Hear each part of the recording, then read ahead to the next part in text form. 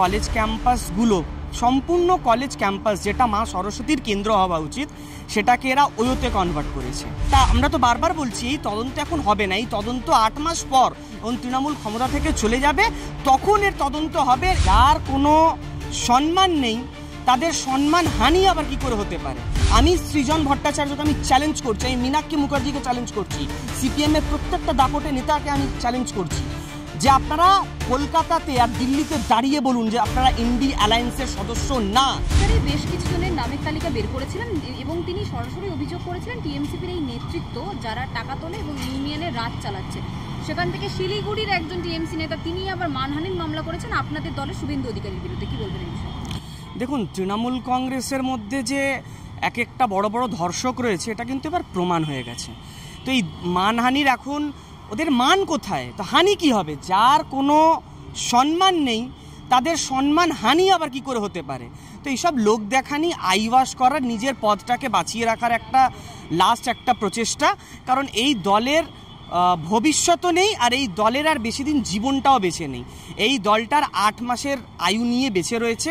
8 মাস পর নাই দলটা থাকবে আর নাই দলের পতাকা ধরার জন্য কোনো লোক থাকবে। কসবা চলো করেছেন আপনারা বিজেপি যুব মোর্চার তরফ থেকে, এত আন্দোলন কসবার ওই ধর্ষিতা মহিলার জন্য, ছাত্রীর জন্য, কিন্তু দেখা যাচ্ছে তিনি ভূয়সী প্রশংসা করছেন কলকাতা পুলিশের। তিনি বলছেন যে কেন্দ্রীয় কোনো তদন্ত কমিটিকে দরকার নেই, আমি রাজ্য পুলিশ যা তদন্ত করেছেন তাতে ভীষণ খুশি রয়েছে। কোথাও কি ইঙ্গিত পাচ্ছেন যে একটা সমঝোতা বা একটা বোঝাপড়া হয়ে গেছে? দেখুন, বোঝাপড়া কতটা কি হয়েছে সেটা তো আগামী দিন বাংলার মানুষ জানবে, কিন্তু আমার মনে হয় মেয়েটাকে আর মেয়েটার পরিবারকে খুব বড় ধমক দেওয়া হয়েছে। ওরা আতঙ্কে রয়েছে, ওদের সিকিউরিটি ইস্যু রয়েছে। যে কোনো বাড়ির যদি একটা মেয়ের উপরে এই ধরনের একটা যদি সমস্যা উঠে আসে, যদি এই ধরনের পরিস্থিতির সম্মুখীন হয়, তার কাছে আর কোনো উপায় নেই। এই মেয়েটি তো কমপ্লেনও করেছে, কমপ্লেন করার সাহসটাও জুটিয়েছে অনেক পরে। তো একটা যখন মেয়ের উপরে এই ধরনের সমস্যা আসছে, যখন তার ধর্ষণ হচ্ছে, তার কাছে তো ধর্ষণ তো তার হলো, কিন্তু তাকে তো প্রাণটা বাঁচাতে হবে, তাকে তো নিজের পরিবারের ব্যাপারে ভাবতে হবে, তার পরিবারকে তো নিজের আগামী দিনের ব্যাপারে ভাবতে হবে, না হলে তাদেরকে আত্মহত্যা করতে হবে। তো এই ধরনের পরিস্থিতি থেকে বাঁচার জন্য তাদেরকে বাধ্য হয়ে বলতে হচ্ছে। এটা আমরা তো বারবার বলছি এই তদন্ত এখন হবে না, এই তদন্ত 8 মাস পর যখন তৃণমূল ক্ষমতা থেকে চলে যাবে তখন এর তদন্ত হবে। এই যে পুরো একটা ধর্ষণ একটা র্যাকেট তৈরি করেছে, কলেজে কলেজে একটা যে ধর্ষক পুষে রেখেছে মমতা ব্যানার্জি, এই র্যাকেটটা 8 মাস পরে ফাঁস হবে। শুভেন্দু অধিকারী এই যে তালিকা বের করেছিলেন, তারপরেও দেখা যাচ্ছে ইউনিয়ন রুমের কিন্তু নির্দেশ কলকাতা হাইকোর্ট থেকে নির্দেশ আসার পরেও তালা ঝুলছে না, ইউনিয়ন রুম খোলা রয়েছে। আবার সম্প্রতি আমরা বেশ কিছু ভিডিও পাচ্ছি ক্লাসরুমের মধ্যে টিএমসি নেতার মাথা কেউ ম্যাসাজ করে দিচ্ছে, মদের আসর বসছে, পেছনে মমতা বন্দ্যোপাধ্যায়ের ছবি রয়েছে। বিজেপি যুব মোর্চার তরফ থেকে কি আপনারা এই কলেজ ক্যাম্পাসগুলির ইউনিয়নের দিকে একটু বেশি জোরদার নজর দেবেন বন্ধ করার জন্য? দেখুন, প্রথমত আমি এটাই বলবো যে কলেজ ক্যাম্পাসগুলো সম্পূর্ণ কলেজ ক্যাম্পাস যেটা মা সরস্বতীর কেন্দ্র হওয়া উচিত সেটাকে এরা ওয়োতে কনভার্ট করেছে। আরও অনেক নাম আছে, আমি সেই নামগুলো আমি মিডিয়াতে আমি বলতে চাই না। তো মাথা মালিশ করছে, পিঠ মালিশ করে দিচ্ছে, বিয়ের আসর জমেছে। এই ইউনিয়ন রুমের কাজটা কি? ইউনিয়ন রুম কোনো ইলেকশন হয় না, এই ইউনিয়ন রুমের মধ্যে মমতা ব্যানার্জি তৃণমূলের প্রতীকের ছবি এইসব লাগিয়ে ঘুরছে। একটা দলের পার্টি অফিসে পরিণত হয়েছে।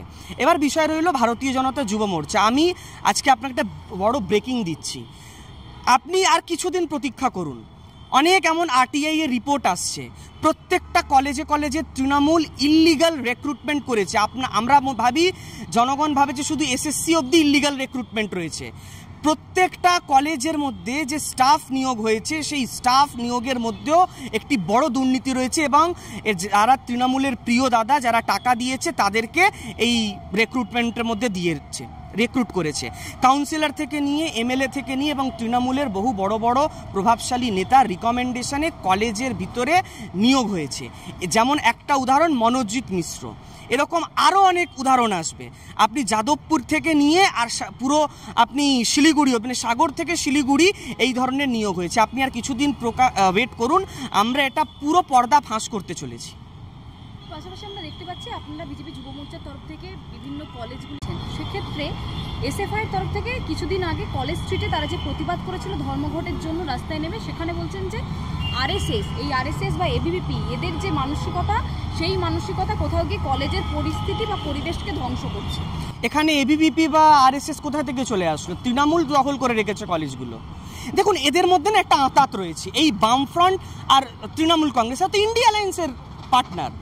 এখন এরা রাস্তার মধ্যে দাঁড়িয়ে অনেক কথাই বলছে, কিন্তু এটা তো দিল্লির তো এক। রাহুল গান্ধী যখন চিঠি দেখায় না 233টা সাংসদ ইন্ডিয়া অ্যালায়েন্সের, ওর মধ্যে বামফ্রন্টও রয়েছে, আমাদের তৃণমূলও রয়েছে। ক্ষমতা আছে সৃজন ভট্টাচার্যর নেমে দাঁড়িয়ে রাস্তায় বলতে, যেই দল ধর্ষকদের দল, যেই দল কসবা থেকে নিয়ে আরজি করে ধর্ষকে অভিযুক্ত রয়েছে, সেই দলের আমরা সমর্থন করব না, আমরা আজকে ইন্ডিয়া অ্যালায়েন্স থেকে বেরোচ্ছি। আমি সৃজন ভট্টাচার্যকে আমি চ্যালেঞ্জ করছি, আমি মীনাক্ষী মুখার্জিকে চ্যালেঞ্জ করছি, সিপিএমের প্রত্যেকটা দাপটে নেতাকে আমি চ্যালেঞ্জ করছি যে আপনারা কলকাতাতে আর দিল্লিতে দাঁড়িয়ে বলুন যে আপনারা ইন্ডিয়া অ্যালায়েন্সের সদস্য না, আপনারা প্রত্যাখ্যান করুন সমর্থন। যদি ক্ষমতা থাকে আপনারা করে দেখাবেন। আর সিপিএম ধর্ষক নিয়ে কথা বলছে, বানতলা ভুলে গেছে? জ্যোতি বসু কি বলেছিল? এই ধরনের ঘটনা তো হতেই থাকে। তো মমতা ব্যানার্জি তো ওনারই ছাত্রী, উনি তো ওইটাই বলেছেন যে যেমন শরীরে জ্বর হয় তেমন ধর্ষণও হয়। সেই জ্যোতি বসু থেকে মমতা ব্যানার্জি বাংলা পাল্টায়নি, লাল থেকে নীল সাদা হয়েছে, পরিবর্তন কিছু হয়নি। বানতলা দেখেছি আমরা, আর তারপর আমরা আরজি করেও দেখেছি, একদম পরিবর্তন হবে। আর এই তন্ময় ভট্টাচার্য একটা সাংবাদিকের কোলে উঠে পড়েছিল না, একটা মহিলা সাংবাদিকের কোলে উঠে পড়েছিল না, সাক্ষাৎকার নেওয়ার নামে রলাৎকার করতে চলেছিল বাড়িতে ডেকে। সিপিএম নেতার বাড়িতে একদম যাবেন না কোনো সাক্ষাৎকার নিতে, এরা সব ধর্ষকের দল, ওরাও ধর্ষক। এই তন্ময় ভট্টাচার্য কি তদন্ত হলো? ও তো দলে চলে গেছে আবার। তদন্তের রিপোর্ট কি? তদন্ত কে করছে? কলকাতা পুলিশ, ওখানকার বড়নগর পুলিশ। কি তদন্ত রিপোর্ট কি হলো? কত মাস হয়ে গেল, একটা আপনি তদন্ত পুরো করতে পারলেন না। তার মানে সিপিএম আর তৃণমূল আঁতাত। কোনোদিন দেখেছেন সিপিএমকে কোর্টে গিয়ে পারমিশন নিতে কোনো একটা র্যালিতে? তারা রাস্তায় নেমে প্রতিবাদ করছে, মমতা ব্যানার্জির বিরুদ্ধে যা পারছে বলছে।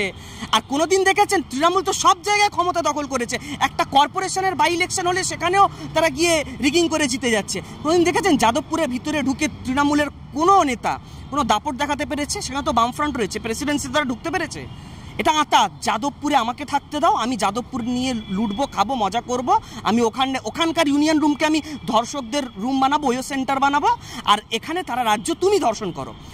যেই ছেলেটা স্বপ্ন, ওই ছেলেটা যে আত্মহত্যা করলো, এটাকে আমি নাম নিচ্ছি না কারণ ও একটা নাবালিক।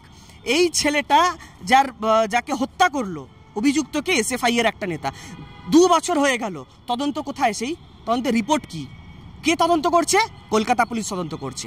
এটা আঁতাত যে যখন মমতা ব্যানার্জি কোনো একটা সমস্যার সম্মুখীন হয় তখন বাম অতিবাম রাস্তায় নেমে যায় একটা লোক দেখা নিয়ে একটা প্রতিবাদ করার জন্য, আর তারপরে এরাই আবার ইন্ডিয়া অ্যালায়েন্স করে একসাথে ভোটে লড়বে।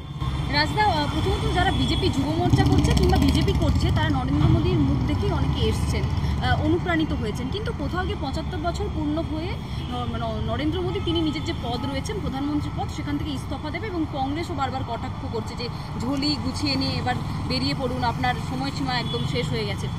যদি নরেন্দ্র মোদী ইস্তফা দিয়ে দেন প্রধানমন্ত্রীর পদ থেকে, সেক্ষেত্রে আপনাদের কাকে দেখে বিজেপি করবেন না, কিংবা বিজেপি দল কি পরিবর্তন করার কথা ভাববেন কখনো? কোনো দিনই নয়। আমি বিজেপিটা করি আদর্শগত কারণে, আমি বিজেপিটা করি নীতির জন্য। এই দল নির্বাচনে আসার আগে যে কথাটা বলে, নির্বাচনে আসার পরে সেই কাজটা করে দেখায়। যেমন উদাহরণে আমরা বলেছিলাম 370 ধারা সরাবো, 370 ধারা আমরা সরিয়েছি। মমতা ব্যানার্জি 21শে জুলাই আন্দোলন করেছিল পরিচয়পত্র নিয়ে এবং অনুপ্রবেশ আটকানোর জন্য, যে বাংলাদেশিরা ভোট দিয়ে দিচ্ছে, বাংলাদেশিরা পশ্চিমবঙ্গের নাগরিক হয়ে যাচ্ছে, এর বিরুদ্ধে আন্দোলন করেছিলেন। আজকে ক্ষমতায় আসার পর সেই বাংলাদেশিদেরকে উনি পুষে রেখেছেন। কিন্তু এটাই পার্থক্য আছে বিজেপি বা অন্য দলের মধ্যে।